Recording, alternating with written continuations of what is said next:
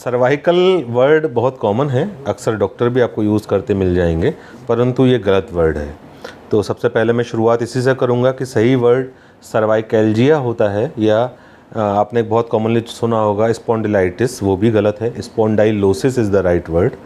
तो इसमें सर्वाइकल तो एनाटॉमी में, एलोपैथी में हम नेक को बोलते हैं, गर्दन को बोलते हैं। तो सर्वाइकल नहीं होती बीमारी, सर्वाइकैल्जिया होती है। खैर, तो मैं आता हूँ इसके बारे में बताने के लिए कि आजकल ये बहुत कॉमन एक समस्या है जिसकी वजह से मरीज़ डॉक्टर के पास जाता है और काफ़ी परेशान भी रहता है, और उसमें बहुत हद तक हमारी आधुनिक जीवन शैली भी बहुत ज़िम्मेदार है।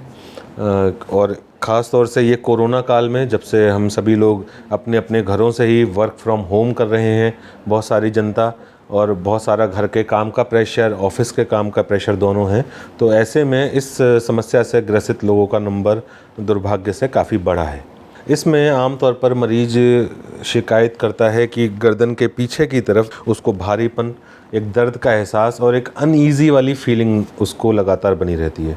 ये दर्द कई बार प्रॉपर दर्द की तरह लगता है, कई बार ये केवल तनाव की तरह लगता है, कई बार ये ऐसा लगता है कि मैं अपनी गर्दन को ऐसे हिलाने में असमर्थ हूँ, और गर्दन के जस्ट नीचे मरीज़ ख़ास तौर से दर्द बताता है। कभी कभी ऐसा भी होता है कि ये दर्द गर्दन से शुरू होता है और बाएं या दाएं हाथ किसी के अंदर दौड़ता है, और साथ में उसको मरीज को झुंझुनी, चींटी चलने जैसा, या पिंस एंड निडल सेंसेशन जिसको बोलते हैं, या सुनपन जैसी भी फीलिंग आती है। ये गर्दन दर्द या सर्वाइकैल्जिया के बहुत सारे कारण हो सकते हैं, जिसमें कि पहला कारण होता है मस्कुलर स्पाज्म, दूसरा कारण हो सकता है गर्दन की आर्थराइटिस यानी स्पॉन्डाइलोसिस, स्पॉन्डाइलो आर्थ्रोपैथी भी बोलते हैं एलोपैथी टर्म्स में, स्पॉन्डिलाइटिस भी बोलते हैं, जो कि कुछ होती है कुछ ही मरीजों के अंदर।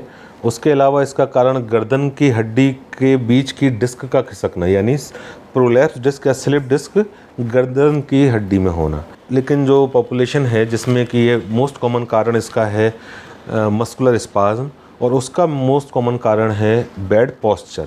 जैसे कि हम सभी को पता है कि हम सभी आजकल डिजिटल युग में जीवित हैं, और बहुत ज़्यादा हम लोग मोबाइल का, कंप्यूटर स्क्रीन आदि का उपयोग कर रहे हैं। उसमें क्या होता है कि अक्सर हम जब कंप्यूटर को या मोबाइल को देर तक इस्तेमाल करते रहते हैं, तो हम अपनी पोस्चर का, गर्दन की पोस्चर का ध्यान रखना भूल जाते हैं। जैसे आपने अक्सर देखा होगा कि कई लोगों की आदत होती है कि वो बिस्तर पर थोड़ा टेढ़ा लेटकर टीवी देखते हैं या मोबाइल देखते हैं। इस दौरान कई घंटे बीत जाते हैं, मरीज को पता ही नहीं चलता, और वो एक ही पोस्चर में अपनी गर्दन को ऐसे करके मोबाइल देखे जा रहा होता है। ये एक अपने आप में बहुत बड़ा कारण है बैड पोस्चर गर्दन के दर्द का, जो कि हर उम्र के लोगों को व्यथित कर सकता है, ख़ास तौर से यंगर पॉपुलेशन में ज़्यादा, क्योंकि यंगर पॉपुलेशन इन चीज़ों का, मोबाइल का, लैपटॉप आदि का बहुत ज़्यादा इस्तेमाल कर रही है। दूसरा कारण हो सकता है जो उम्र के साथ होता है, वो है आर्थराइटिस। जैसे मैंने बताया कि रीढ़ की हड्डी अपने सिर के निचले हिस्से से लेकर और पुच्छल हड्डी तक चलती है, तो जो गर्दन वाली रीढ़ की हड्डी होती है उसके अंदर एज के साथ आर्थराइटिस के फीचर आने लगते हैं, जिसको कि ऑस्टियोआर्थराइटिस होती है, या कभी कभी वो एंकाइलोजिंग या रूमेटॉइड आर्थराइटिस भी हो सकती है। तो उसकी वजह से जब उन जॉइंट्स के अंदर आर्थराइटिस हो जाती है, तब मरीज को दर्द होता है। परंतु इस वाली चीज़ के मरीज आमतौर पर 50 साल से ऊपर के लोग होते हैं।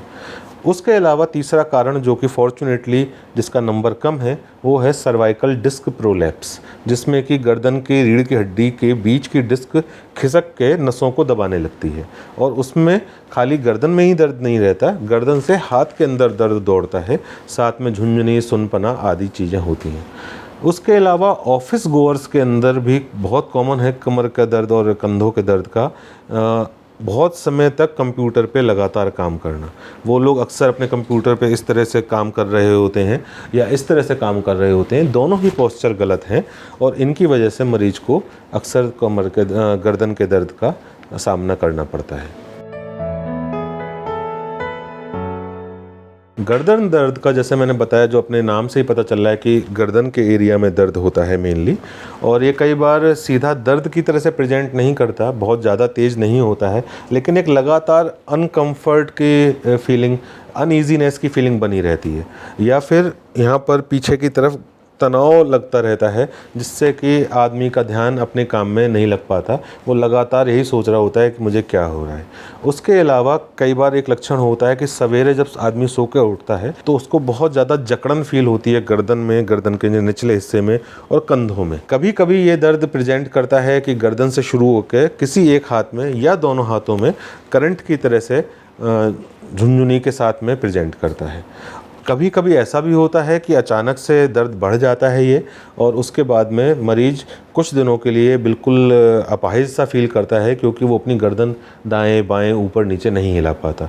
तो ऐसा होता है जब एक्यूट एक्सेसरबेशन होता है क्रोनिक नेक पेन का।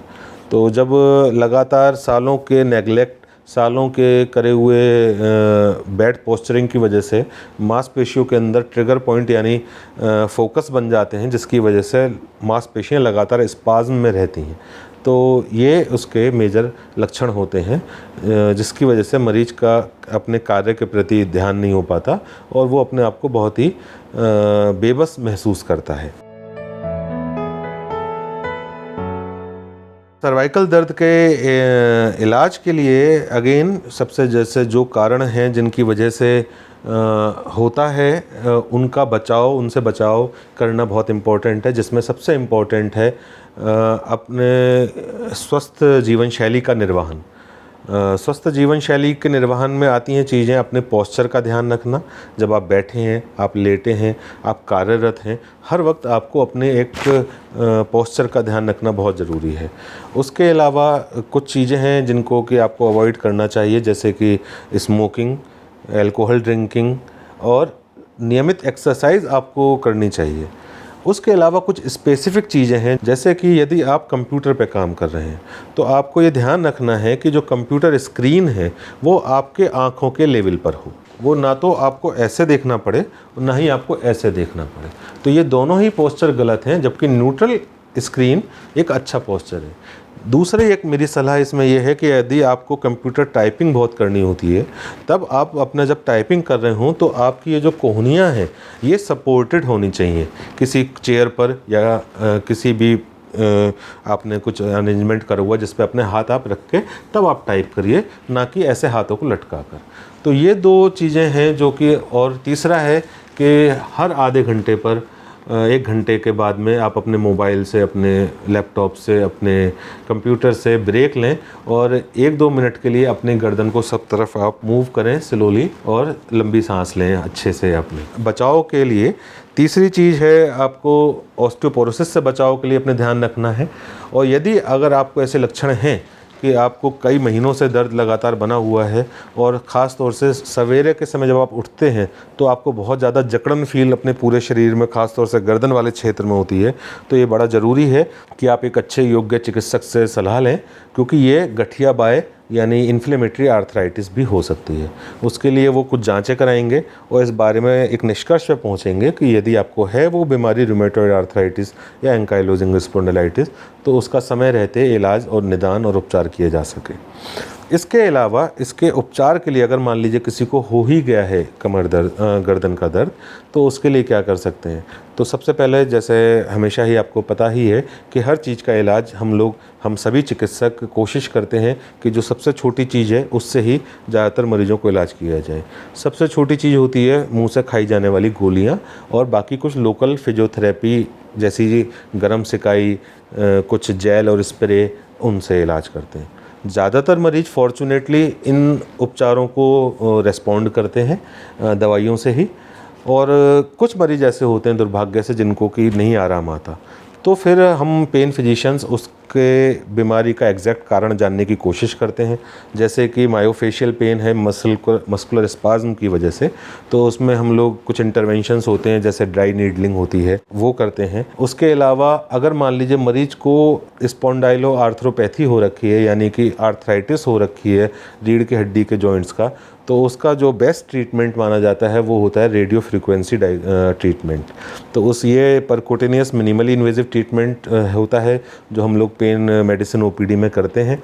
इसमें बहुत ही बारीक औजारों को लेकर जो नसें इस एरिया को सप्लाई करती हैं उनका जाकर उनको एक CRM फ्लोरोस्कोप एक्सरे मशीन में देखकर वहाँ तक जाकर और उसको रेडियो फ्रीक्वेंसी द्वारा इलाज कर देते हैं। इसी तरह से स्लिप डिस्क का इलाज होता है, जो गर्दन की स्लिप डिस्क होती है उसमें भी मिनिमली इन्वेजिव पेन इंटरवेंशंस का इस्तेमाल किया जाता है पहले। और यदि अगर मरीज इनको भी रेस्पॉन्ड नहीं कर रहा है या उसमें और कुछ ख़राब लक्षण आ रहे हैं, जैसे कि पैरों में, हाथ पैरों में सुन्नपना, लैट्रिन पेशाब पर कोई कमज़ोरी आ जाना, तो उसका फिर इलाज ओपन सर्जरी के द्वारा किया जाता है। सर्वाइकल का दर्द यानी गर्दन दर्द किसी मरीज को हो रहा है तो कोई ऐसा काम नहीं है जो नहीं करना चाहिए, बस हर काम लिमिट में करना चाहिए। कहने का अर्थ ये कि आज के जीवन में अगर यदि मैं कहूँ कि मोबाइल का इस्तेमाल बिल्कुल बंद कर दें, कंप्यूटर लैपटॉप का इस्तेमाल बिल्कुल बंद कर दें, तो वो एक प्रैक्टिकल बात नहीं होगी। तो आपको सब चीज़ें इस्तेमाल करनी है, परंतु आपको ध्यान देना है अपने पोस्चर का। जैसे आप टीवी देख रहे हैं बहुत समय तक, तो आप ऐसे लेट कर टेढ़े होकर ना देखिए, आप सीधे बैठिए, प्रॉपर चेयर पे बैठिए, प्रॉपर पोस्टिंग करिए और देखिए, कोई दिक्कत नहीं। और लेकिन कितनी देर इज़ इम्पॉर्टेंट। आप 5 घंटे लगातार देखते रह रहे हैं, वो गलत है। हर घंटे के बाद कम से कम आप 2, 4, 5 मिनट का ब्रेक लीजिए, फिर आप काम करिए। Same with the mobile use. आप मोबाइल यूज़ कर रहे हैं लेकिन स्क्रीन टाइम ओवरऑल आजकल बताया जा रहा है कि बहुत लंबा स्क्रीन टाइम यदि है तो वो नुकसान देता है मानसिक स्थिति एवं शारीरिक स्थिति दोनों को, तो उसको कम करने की कोशिश करी जानी चाहिए, ख़ास तौर से बच्चों के अंदर, क्योंकि ये देखा जा रहा है कि जो हमारी नई पीढ़ी है, नई पौध है, वो मोबाइल का अत्यधिक इस्तेमाल कर रही है। तो हम पेरेंट्स की जिम्मेदारी बनती है कि हम अपने बच्चों को उस चीज़ से थोड़ा सा उसका ध्यान वहाँ से हटाकर, मोबाइल से हटाकर और गेम्स की ओर लगाएं, इंडोर एंड आउटडोर गेम्स की तरफ। तो उससे उसके ओवरऑल पूरे शरीर में एक अच्छा बदलाव, उसकी मानसिक स्थिति में एक अच्छा बदलाव आपको दिखेगा। उसके अलावा जो वो चीज़ें जो एक्सरसाइज, स्वस्थ जीवन शैली, व्यसनों का इस्तेमाल ना करना, जैसे स्मोकिंग और अल्कोहल का इस्तेमाल कम से कम या ना करना सबसे बेहतर होगा। तो यही चीज़ें हैं।